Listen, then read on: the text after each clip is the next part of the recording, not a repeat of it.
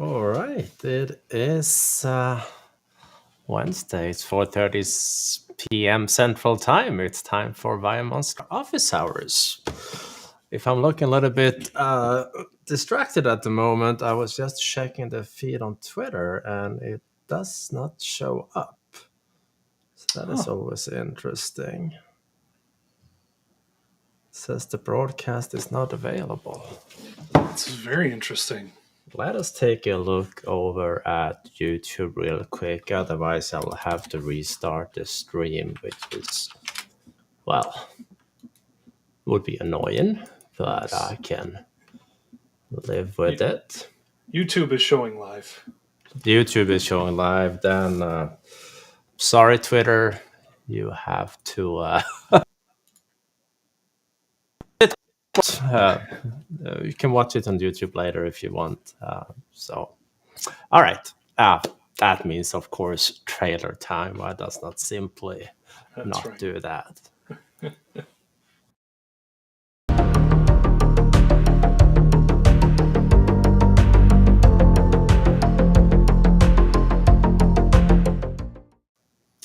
All right, and we are back, apparently only streaming on Facebook, LinkedIn, and YouTube today. The Twitter stream seemed to be having some hiccups, and I do not have the time to troubleshoot that at the moment. So here we are. It's a good thing this is recorded. Good thing. Good thing. All right, so Andrew, how is life? It is good, I must say. It's been a busy week. I'm a little sad. I shouldn't be sad. I should just take the positivity. We had some wonderful 70, 80 degree weather for a couple of days. Not so great the last, or over the weekend. Not so great the last 2 days. But I will say, I did mention it was a busy week, and when you started talking, I had to take a look and see if we were streaming here or if we were on Zoom, because the way that you introed, I was just waiting for you to say it's 2 p.m., it's Monday, we're here to talk about Intune. So that's the kind of week it's been, Johan, but it's been good. I'm good. I hope you're doing well. Indeed. A week with 3 Mondays, that's quite impressive. Yeah. That's the perfect way to put it. Thank you. I was on a call earlier with a customer just around lunch, and my wife called in a bit of a panic. One of our horses has decided to jump a 6-foot fence, which is impressive in its own right, but she couldn't catch him.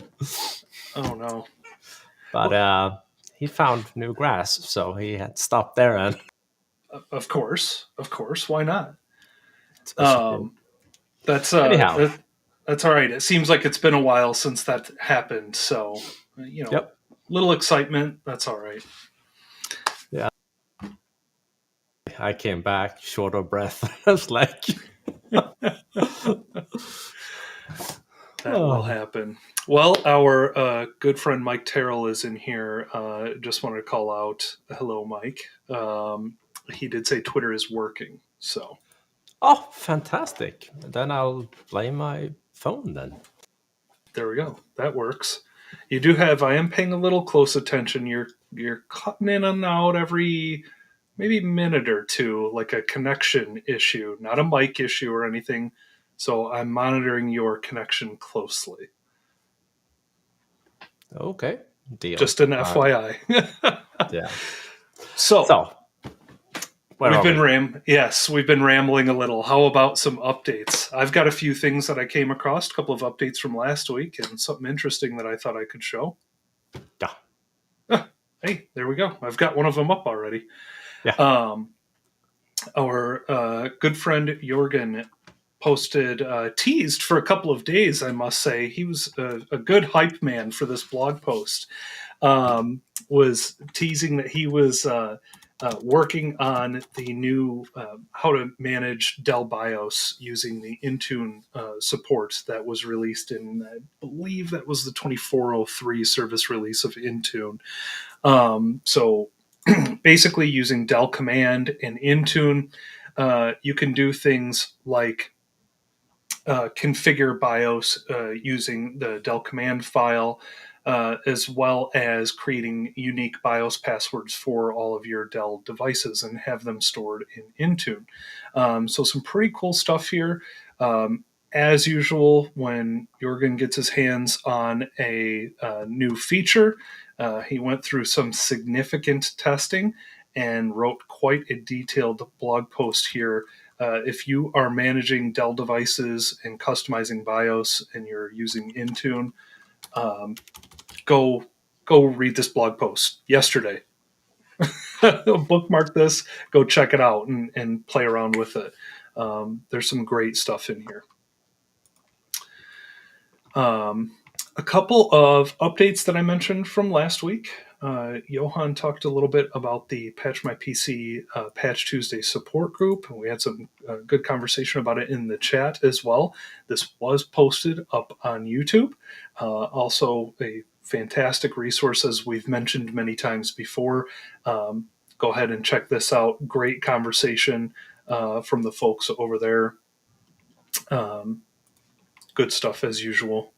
Well, the content creation aspect and the conversation, good stuff, but having to talk about CVEs and things like that, that stuff's not that great. And lastly, as far as updates, we talked a little bit last week about some of the localization issues that were happening with the new 23H2 security baselines that came out in Intune. Those baselines were using a localized version of some of the settings rather for accounts rather than well-known SIDs in those security baselines. Over the towards the end of last week and into the weekend, Microsoft did confirm that had been the hot fix had been released and deployed out to all regions to fix that issue. So be sure, if you were running non-English operating systems, maybe if you are even running English operating systems, just to get this fixed and up to date, go ahead and create new baselines because, as they mentioned here, the Intune Support Team mentions here in the tweet, the fix is not retroactive, so you do have to rely on new settings. So that was what I had for updates. But one thing I did want to show quickly, talked last week about a solution that was released called Maester. And I was able to get it running. Shouldn't say I was able to, like it was very difficult because the documentation was fantastic and it was very easy to get running. So Maester was, just to recap, a PowerShell framework, a test automation framework using Pester under the hood to perform a number of different tests across your Entra environment. Now, it tests things like conditional access policies to see if they're effective, if they're created, if they're not created, and you get a nice green or red, pass or fail. And there is some promise of, because it's open source, you're able to contribute your own tests that may be looped into the project. And it sounds like the project will be expanding here in the future. I haven't seen any specifics around that, but the thought is this isn't a we released it and we're done. At least that's what I'm gathering from it. So really quickly here, I've got the docs page up for Maester. It gives a bit of an introduction, probably spells out what their plans are a little bit better than I just did. But beyond the introduction, we get to the installation guide, and this is pretty much it. Make sure Pester is installed, install the Maester PowerShell module, create a couple of directories, install the tests, and then connect. And so here in the background, I won't run it again just because we have it up, or I have it up here already, but you can see I did those very things. Created my Maester directory here,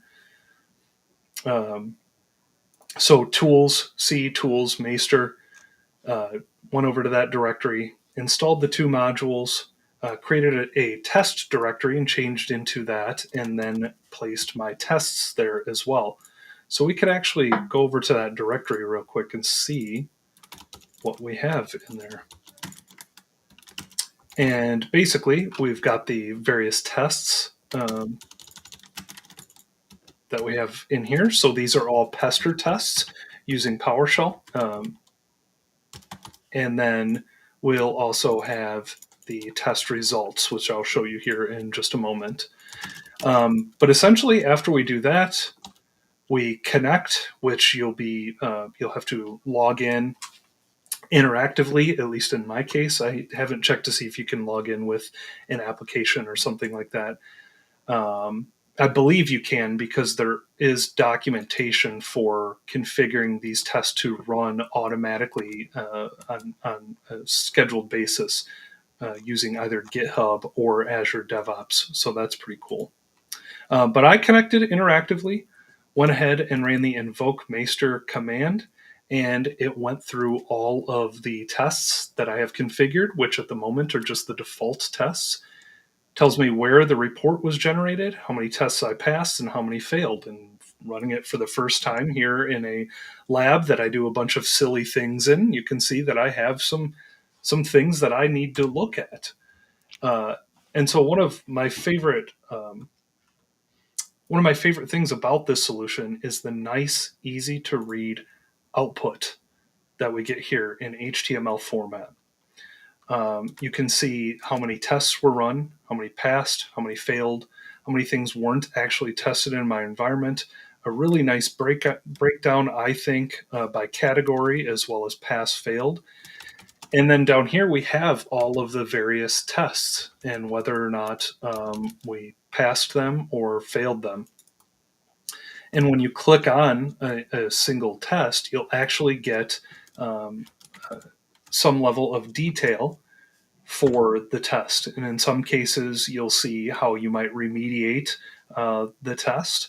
But getting all of this additional detail, you can see that all of the tests are categorized, they're tagged, so you can sort through these things as well here in this drop-down box.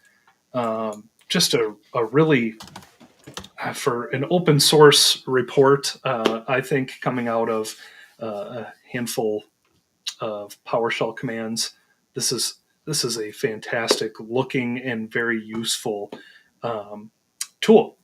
So if you're managing identities, conditional access, any of that stuff, which many of us might be, go ahead and give this a look. Really, really great stuff, and kudos to the team that put this together. So that was what I had for today, Johan. All right. I had a few things that I stumbled across. All right. First, that was obviously it was Patch Tuesday, but it was also another round for the BitLocker / UEFI CVE circus of applying updates. And let me go ahead and share my screen real quick. I'm gonna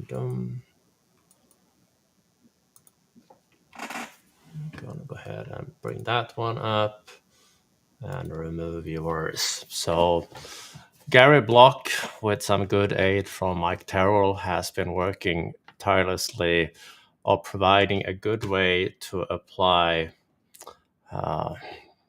basically that the patch to remediate that particular fix.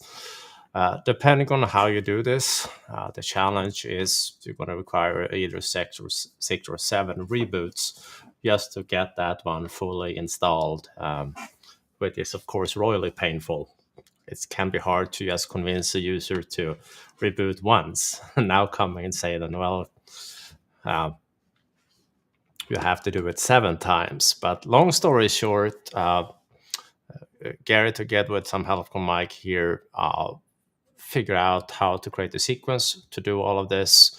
There is a new version of this sequence available today. I went ahead and imported that into my ConfigMgr environment. So this is what the latest version looks like. You can see there is a more flat structure than the original version, and there is also here additional checks. It will check that the operating system has the right patch levels installed for the different versions of Windows that it supports. And also there are checks to determine, okay, where are we in terms of different steps of applying this update. And then each of these steps with the multiple reboots takes care of the configuration. But this is, I mean, having to create I don't know how many steps, there are 40, 50 step sequence to apply a patch. That is a little bit more than should be needed, but that's where we are right now. So Gary, Mike, can't thank you enough for putting this together. For folks out there, do play around and test this with an emphasis on test, because the success level is going to depend on a lot of factors, including what BIOS version you are on out there. So you may very well have to patch BIOS in order to apply things like this. Microsoft has some known issues they posted already around this particular patch, but this is something that we will have to work with now for the next upcoming months. And once the machine is patched, well, good luck on getting your old boot images to boot up device again. You have to update those as well. So work in progress. Would have been nice if this would have been easy, but again, well, we probably wouldn't have a job. So there are good things to it. Right. So that's what I stumbled across, and of course we will share that link together with the others. Then I stumbled across a pretty nice read, I thought, or good read. It was a success story from Intel that Per Larsen shared out, how they were able to do a in-place upgrade in about 3 months here, using Intune for it. And the white paper they downloaded, there are some good technical details around their journey to use Intune to patching. And as you can see, it's when you scroll down and read through this post, there were a good 80K devices, I think, that eventually was upgraded. And a little bit about that learning. So if you have a 5-10 minutes over, it was a good read. This one is not as extensive as what I call the high mark of in-place upgrade documentation. And of course, I'm a bit biased here, but Mr. Mike Terrell,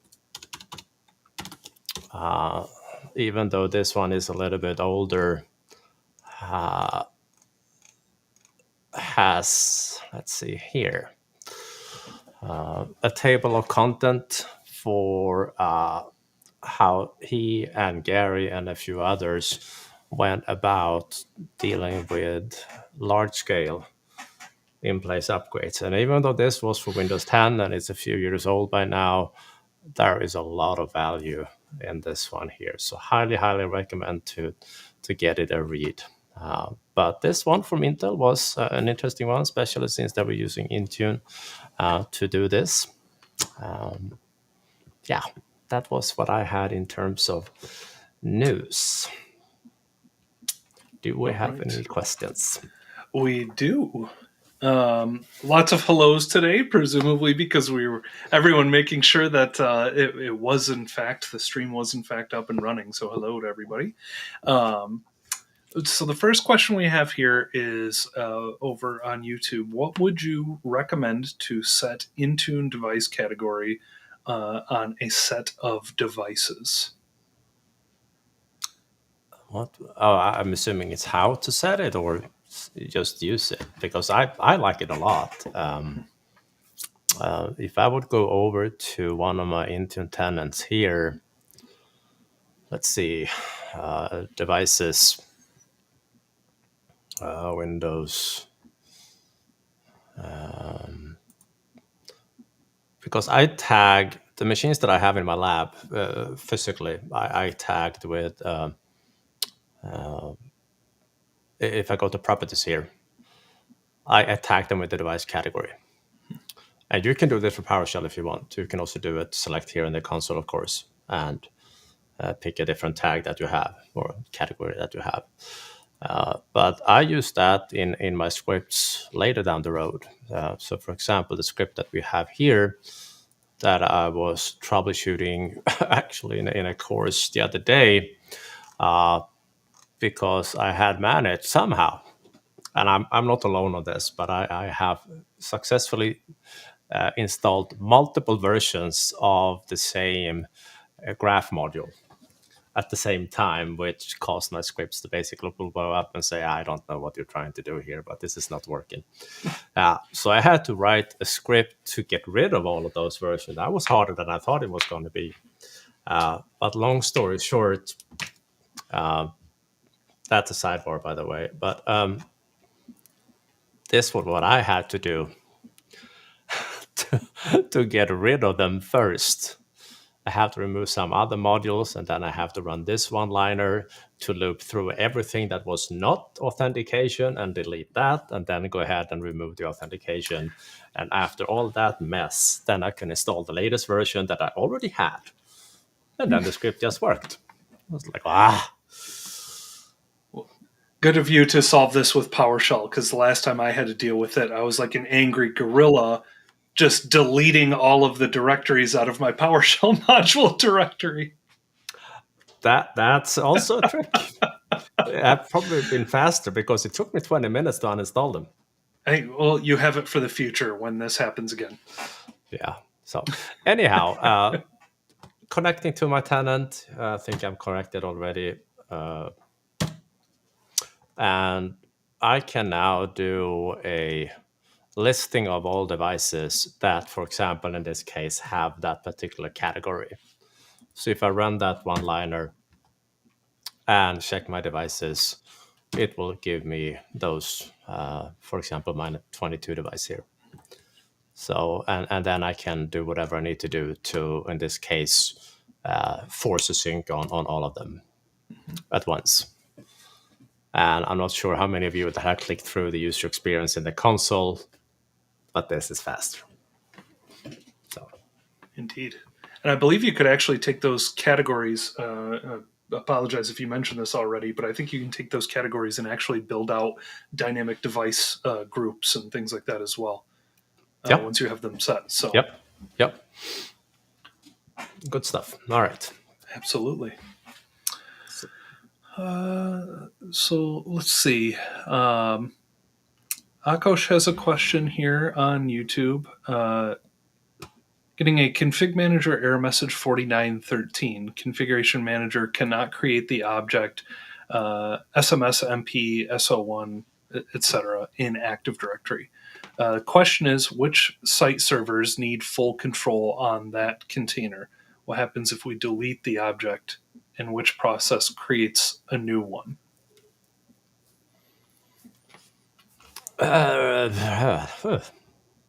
Let's see here. So it's publishing in AD, config manager in the administration node. Let's see what I have up here.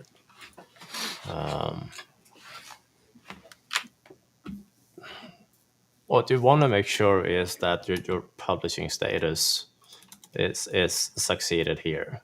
A reason for it not to be could be that schema was not extended or something like that. But this information here, should you have a trouble with it, what I found is that you can go to the publishing node, clear the checkbox, and not hit apply, but actually OK, and go back in and check it again, and it will force a republish of that information. If I would head over to Active Directory users and computers, and scroll down to, first of all, you need to show advanced features here, but in the systems management container, this is where the site server publishes information about the management point or the management points it might be using. You can also see other information down here when you start to scroll through the different nodes. But depending on your environment, you'll have less or more information in here. But it is the site server that publishes that data, or well, in this case, the management point running on the site server. The permissions that I usually configure for this is either granting the site server itself, or whatever machine you have. In this case, I have two, full control, and including down level from here, not just on the root node.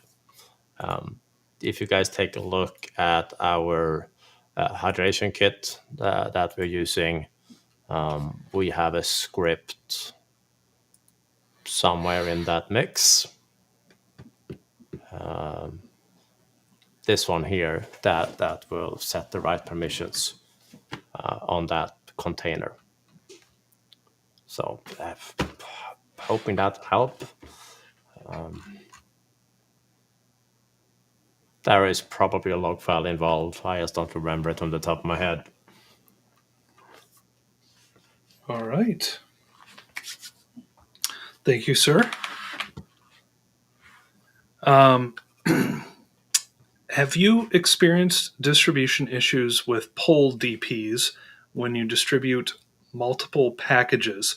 We often have to reset the distribution and follow Microsoft steps. Can't say I have, but on the other hand, I rarely use Pull-DPs.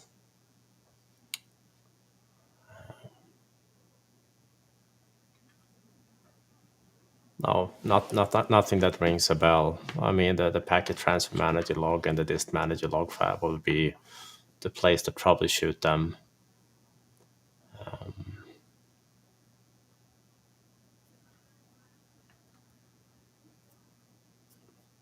Possibly try to do it in PowerShell rather than doing it in the GUI. Just run it package by package through PowerShell and see if it makes a difference. But in general, when it comes to ConfigMgr and distribution point, the trick is to reduce the number of them. It's a very different story to have a ConfigMan environment with a few hundred DPs versus a ConfigMan environment with like 4. That there are a lot of things you as an enterprise can do to reduce the number of distribution point, and that is to basically embrace a healthy dose of peering solution, because that will allow you to cut away some of the DPs that you have out there, and that simplifies, of course, everything related to software distribution or content distribution. So that would be my recommendation there. All right. In Remote Desktop Manager, is it possible to have a very minimal UI with just a connect to this bar where you can just type in what you want to quickly connect to? I haven't, but I know that there are quite a few. I'm pretty much using the default UI. I don't know about you, Johan. I think you are as well. But are you talking about this Remote Desktop Manager or the Microsoft one? Yeah, good question. Because the Microsoft one looks a little bit different.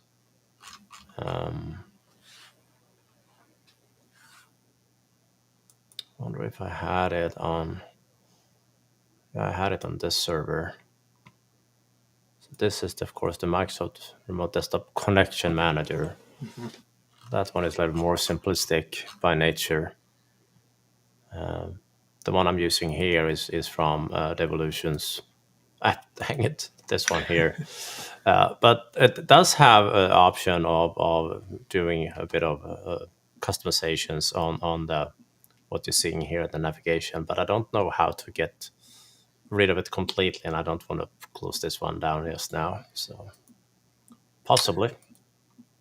It's a great tool, though. Even the free version is fantastic. I love it. Yep. Yes, there's a follow-up.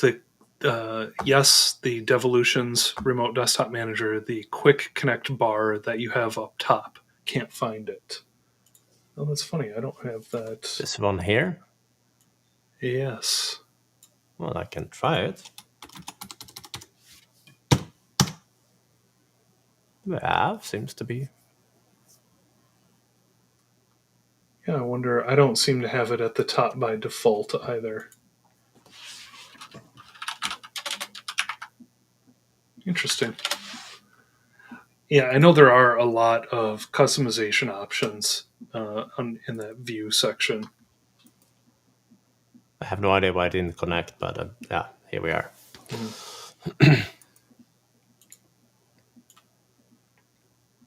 Now, I would recommend reaching out to their support. They're pretty good. Yep, So definitely. All right. We've got another question here on YouTube from Martin. I'm working on an OSD front end, but I have an issue with the boot media and the pre-start command. Seems to be a timeout of 5 minutes before the script or application closes, and it continues on. If I've not done any settings in that time, it will fail. Is there a way to set that timeout?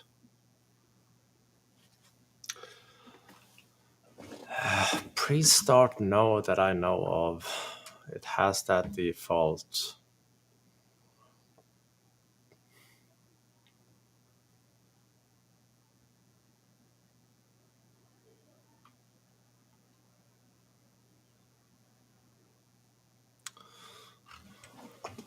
The challenge there is that often when you have a front end, you want it to be able to interact with the task sequence variables that are being, or the config manager variables that are downloaded or available even before you pick a sequence.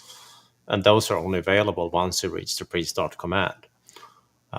If you don't mind launching it earlier, say that I have a front that I'm using here. See why I have this one. Just a regular, HDA type front end. That one I'm launching earlier in the process. So I launch it through an 10 file, and I'm using web services to talk to it. So I'm not depending on the pre-start option, and that one can be up for like 3 days. It doesn't matter. When it continues, I can go ahead and set stuff in the pre-start phase. So maybe leverage an 10 file to launch it earlier if possible. Because I don't know how to delay the pre-start one on the top of my head. If someone happens to know, by all means, let us know and be happy to share it. The web service behind this one is not running at the moment, but you'll get the idea that I just had a simple front end that is. So these are all going to come down empty now. But this is what I'll be using. Yeah. So. All right. Kurt's got a question here around auto enrollment. So, can you please share and explain auto enrolling an AD domain joined computer into Intune? Looks like some prereqs are in place, Entra Connect, and then a group policy to auto enroll into Intune. After Intune auto enrollment for a group of users has been configured with an Intune license. Well, if the goal only is to have a sync running and then have devices being enrolled, that's done through, well, it's called Entra Connect now, but the old version was AD Connect. There is also a new cloud service that does the same thing. I haven't played around with that one, or there are actually two of them. One that does users only, one that does devices. But this one still works just fine, at least in my environment here. So that one I have configured to synchronize a few OUs of devices up to Entra ID. And then I have a policy in play this one here that will happily try to enroll them into Entra as part of that process. And my tenant is configured to allow this. And it's not the only option, though. Depending on what you also have in your environment, it's perfectly capable, as long as you have the right service point connection records configured in the AD sync, to also have ConfigMgr go ahead and do that for you. So if you have a config man environment, your clients are synchronized, the devices are synchronized, and it's going to take a week to open those properties. But if I go to enablement, this is where you also have the option of asking config manager nicely to do automatic enrollment in Intune. And config manager also has a predefined collection of machines that are eligible for enrollment by config manager. Even though you only can specify one collection here, that collection in turn can be including other collections. So you can very easily or very gradually move devices over this way as well. So I'm not sure if that helped, but that would be a good start. I mean, I do have a shameless plug. I usually do, or often do. Me, and I wonder if it was published or not.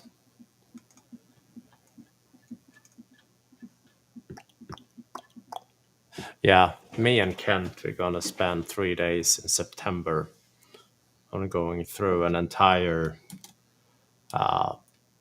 Entra config manager to Intune migration over 3 days. So that'll be a fun one. But that doesn't help you right now, I'm assuming. So anyhow. I may have to convince you to let me pop into that one because that sounds pretty exciting. Oh yeah, a special prize for you only. Yeah. Double. I wasn't going to say that publicly, but all right. Yeah. Sorry. All right. Yeah, thank you for showing that, Johan. So we've got a question from Dennis over here on YouTube. An interesting one. I don't think I've come across this. When running a prereq check on a 2309 site, we are seeing a completed with warning saying that support for server 2012 and 2012 R2 ends. This OS is on server 2016. Is there any reason for that? Buggy prereq check, probably. It's not the first one. Yeah, so as long as it's not a warning and stopping you or preventing you from moving forward. Yeah, warnings are okay as long as that, as you say, it doesn't prevent you from moving forward. I will happily disregard that one.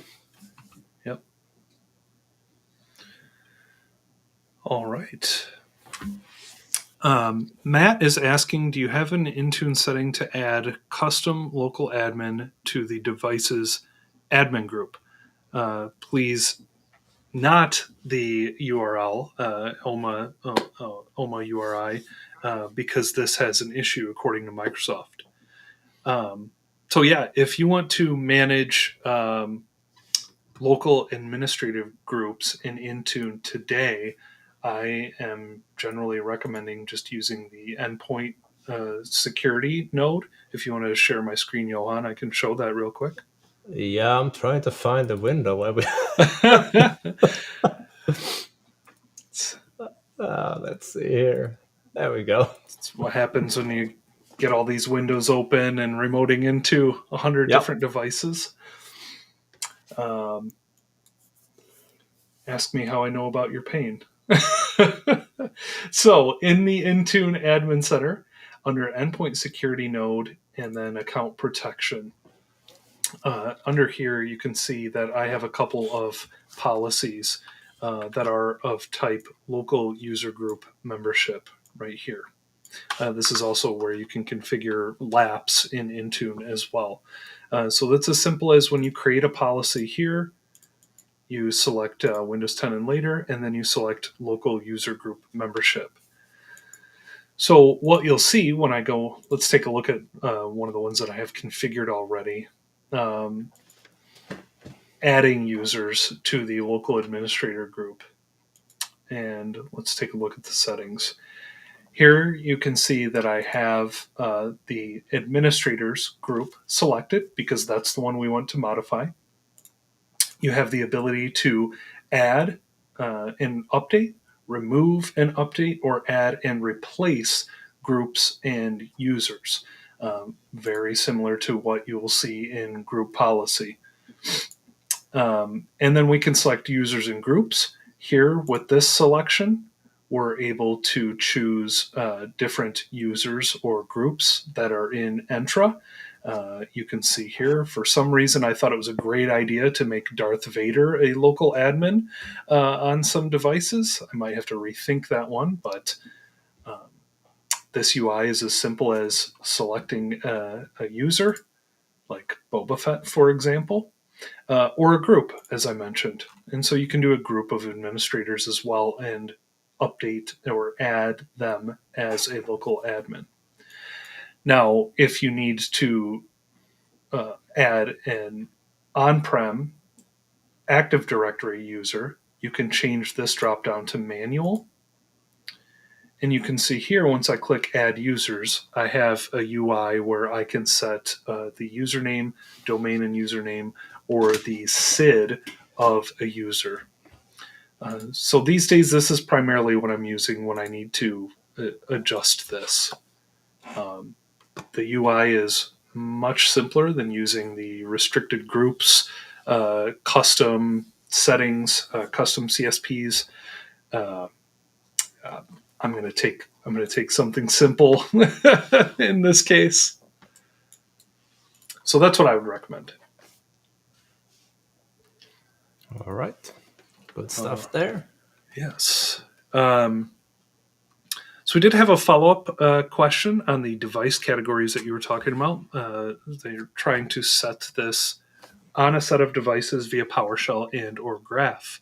Did you have an example that you can share on how to do that? I know what I think you had showed getting the category.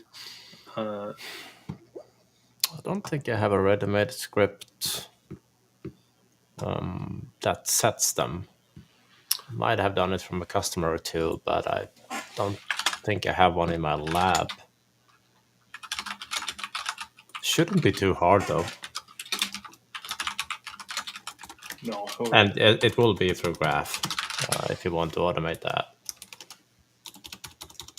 Let's see.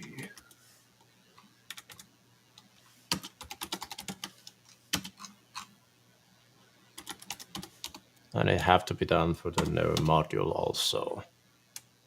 Updating, there are some examples out there.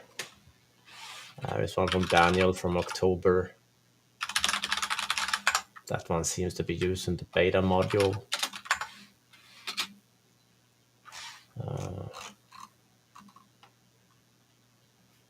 Yeah, so something like, see if maybe the update, this is probably what you were seeing too, Johan, the update MG device management managed device, or if you do still have to use the beta module, MG beta device management managed device would be the commandlet to take a look at, I think.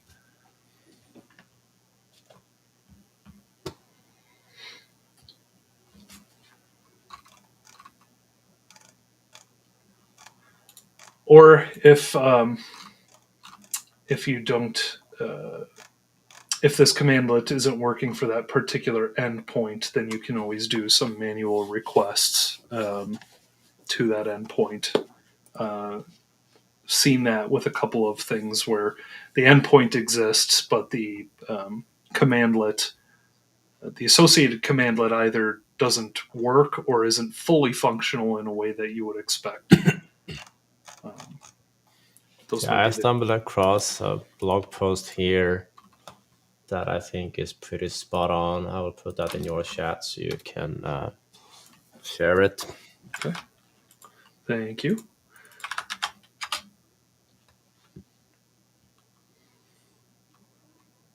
So, fairly recent as well.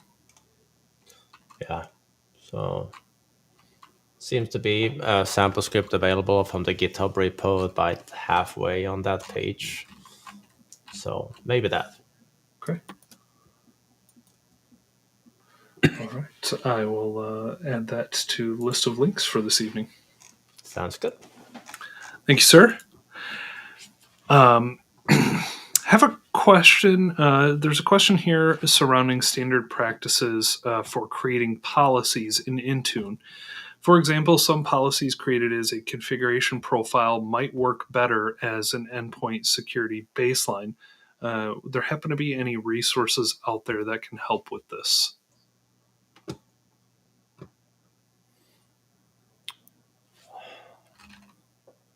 I mean, as far as I can see the appeal of wanting to use some of the ready-made nodes in, for example, endpoint security, because you have all the settings, or not all of them, but a lot of them grouped together, and they're easy to access and work with from there. But from my own perspective, I like the settings catalog better. It has most of the stuff I need to get done, and it's very consistent and quite easy to troubleshoot. Sure, here and there I have to create a custom one, custom CSP, because it simply doesn't exist in a settings catalog, or an uploaded ADMX file, or something like that, or ADMX backed profile. But for the most part, everything I have are available in the settings catalog, and I would recommend using that one. It makes it a lot easier to have a single place where you do a lot of the device configuration profiles. Yeah, I am curious to see if that changes at all here in the future now that the security baseline is changing over to primarily settings catalog settings. You still won't have that. I agree with you, Johan, in the configuration profiles. It's nice to have everything right there. But where you do need to get started, um, I've I've used the endpoint security baselines a couple of times now and liked them. Um, that said, I think they're going to become a little bit more easy to manage, or at least my hope is that they're a little easier to manage and troubleshoot now if you have conflicts and things like that. Now that it's moving over to the settings catalog, so It's also clear where Microsoft is putting a lot of the investment, yeah, and that is in the settings catalog. yep.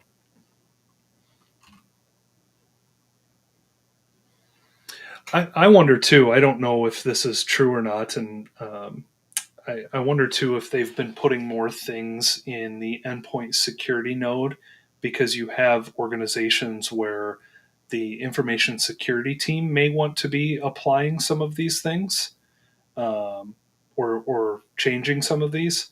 I could just be talking nonsense right now, but I think that there's some more role-based access controls around that node where maybe some organizations want to have it set up that way, whereas on the configuration profile side, you may have your endpoint management team doing some different stuff that aren't necessarily security related. But they're both there. Um, all right.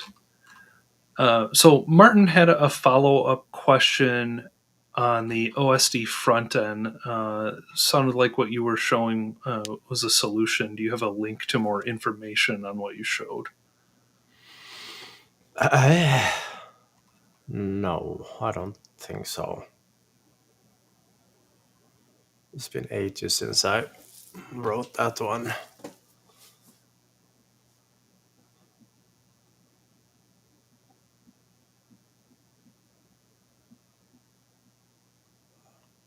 Nothing that comes to mind, at least.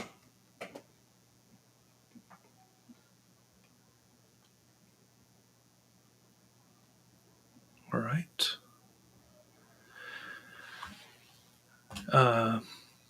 Kurt's got a follow up here on the auto enrollment. I think it's a follow up to that. Need to avoid adding current state legacy devices to Intune. Is automating Entra Registered devices a good option? How to automate? How do I automate Entra Registered for M365 Office apps access? So basically management, but without joining them to Entra ID completely. Is that the question?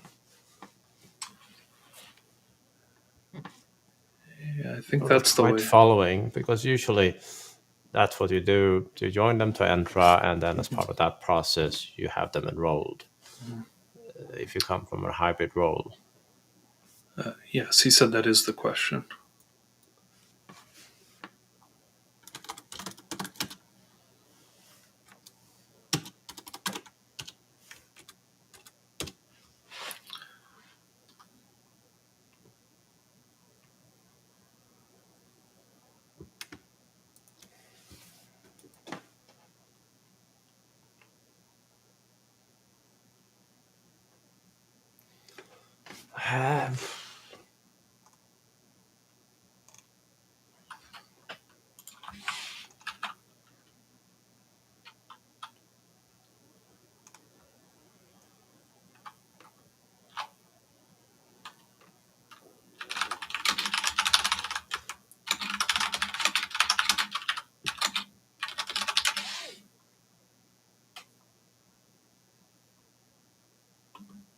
I know there were some policies to do registration only. I will have to come back to that one. I will have to test a few things for that particular scenario. Okay.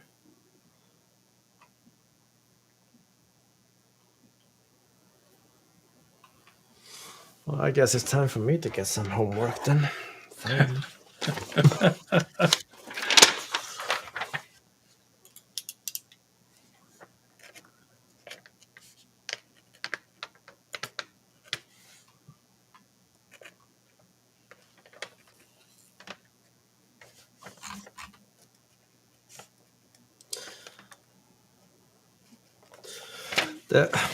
the, the danger of having devices managed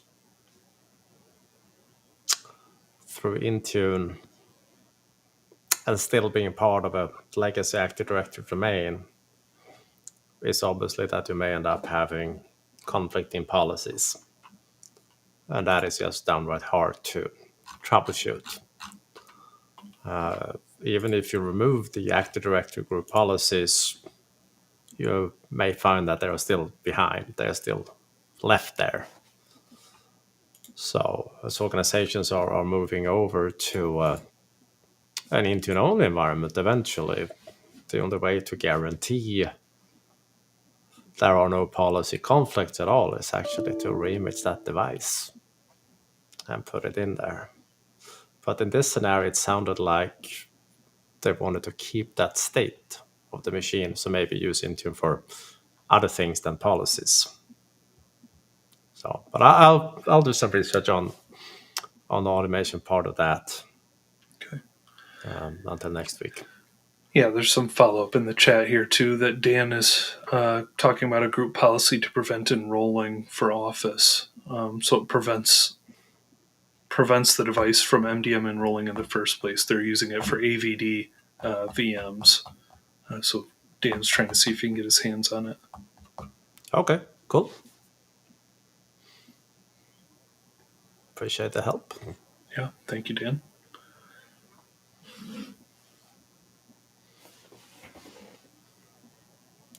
So basically, the comment was for MAM and not MDM. Okay, yeah.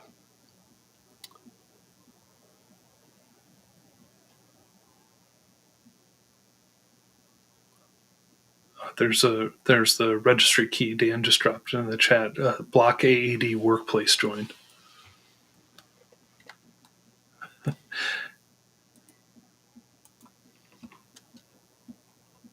Yeah, would you mind bringing that up to the screen? Yes. Maybe I can try something new. Hold your horses. Let me try something. All right.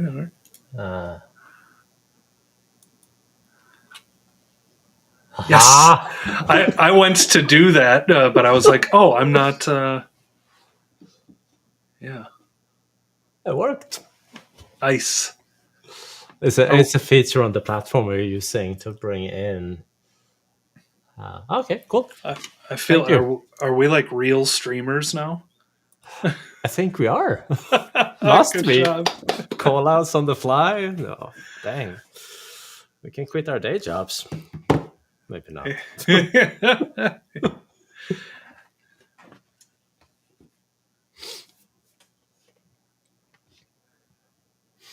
All right, what else do we have out there? Let's see. Make sure we didn't miss anything so far. That was basically a follow-up comment from Dan there. Of course, if users are local admins, that policy can be... You can disregard that one. Yeah. Because they will be able to do it anyway.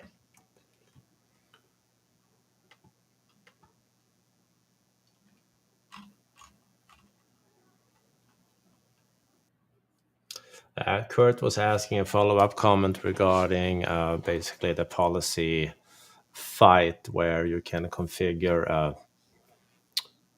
a group policy for MDM to win over a regular, the configuration policy for MDM to win over a local group policy.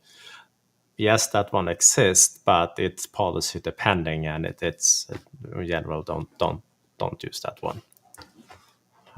Make sure that you don't have conflicting policies from different sources. That's about the only real way to do it in my level, maybe not so humble opinion. Well, it ends up oftentimes causing more confusion and troubleshooting than you're expecting, rather than just spending the time to go through those conflicts. I mean, for example, Windows Update policies is one of the set of policies that will happily ignore that setting. Yeah. Okay. Yep. The never-ending battle for Windows Update configuration. Yep.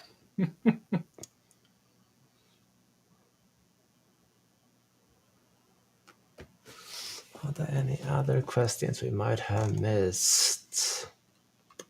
I don't think so. Some great comments, great questions today, as always. But it's always nice when we get to scroll through. It takes forever to scroll through the list today. Yeah, no, this is good stuff. I like it.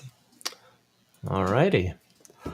Well, we are up on time. Thank you, everyone, for joining. And we hope to see you again next Wednesday. Have a great day, everyone. Thanks so much, everybody. Have a great one.